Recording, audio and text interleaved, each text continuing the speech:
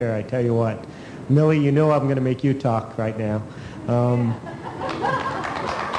She's scared to death to talk, and I told you she did a fantastic job yesterday at Life West. I think all the students that are here will agree with me on that. Millie, you told a tremendous story yesterday. Chiropractors today worry about their bill getting cut by the HMOs or whatever insurance they can't get on.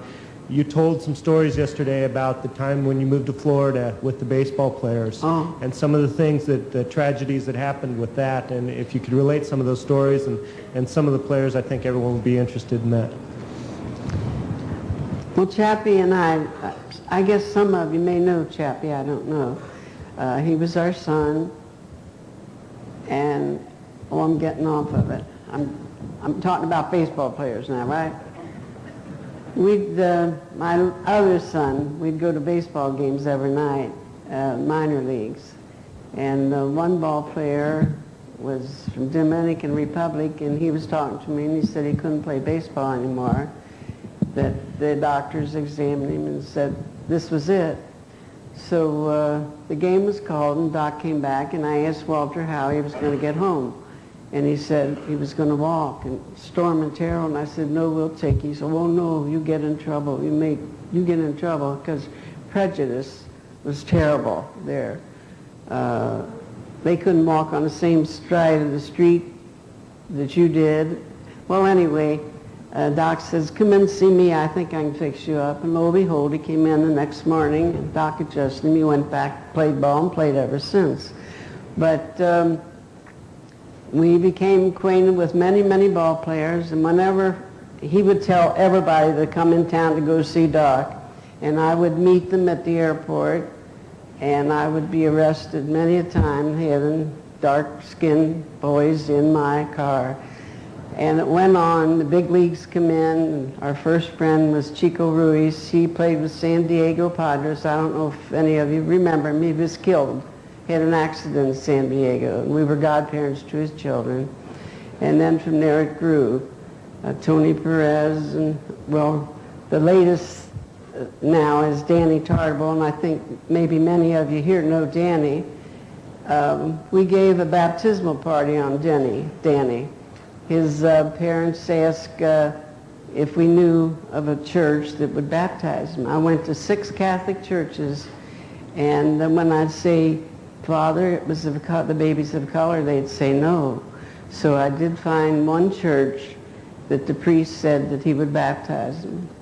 So we gave a great big baptismal party, and we had over 50 ball players and their families there. And cars just kept circling around. 2 weeks later, we get a phone call calling us nigger lovers and threatening to tar and feather our child. Sending Doc on calls, and he would get on calls, and there'd be nobody there. We had bomb threats to our cars, and Doc always took care of the ball players and never charged them. And finally, one day I was on the phone with Mrs. Rios, Chico's wife, and we were going to have another baptismal party for their child, which we were godparents to. And they told her to hang up, and she hung up, and they said, Mrs. Reaver, and I said, yes. And they said, you're wanted in the hospital immediately. Your husband was beaten and left for dead. So I went to the hospital, and he was sitting on the table, and blood all over him, his raincoat, and he was covered with blood. And they says, we don't know what we're going to do with him. He will not accept a tetanus shot.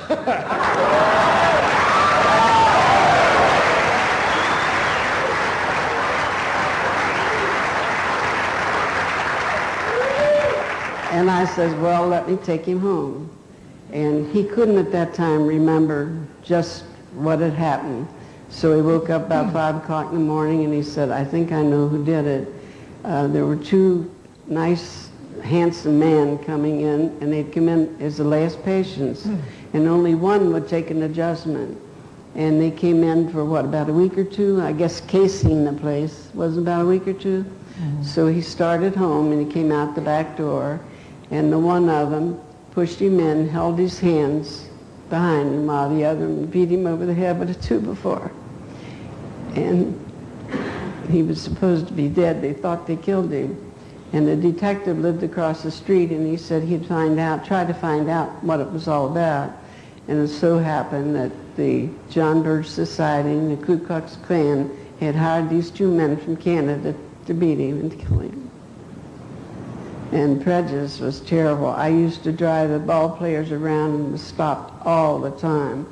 And just awful. But we have wonderful friends of ball players. I could go on and name one after the other, and we're still very good friends. And all their kids now are ball players.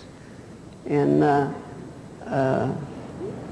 we're hoping that Danny does come. He's the one that we had the first baptismal party on, but the one he took the beating over. So that's my baseball story.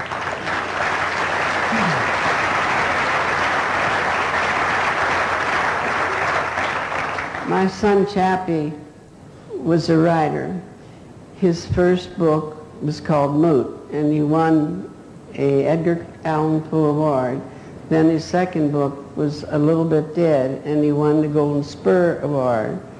His third book he wrote and mailed on a Sunday, and he died on a Monday. And Ron and I Ron and my son were good friends.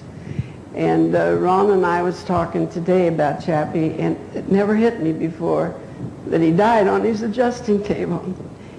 He worked hard the day before, laying carpet and so on, and he said, I'm going to the dumpster and put this carpet in before it gets too wet and be heavy, and I'll go back to the office and stretch out, take a little rest for office hours.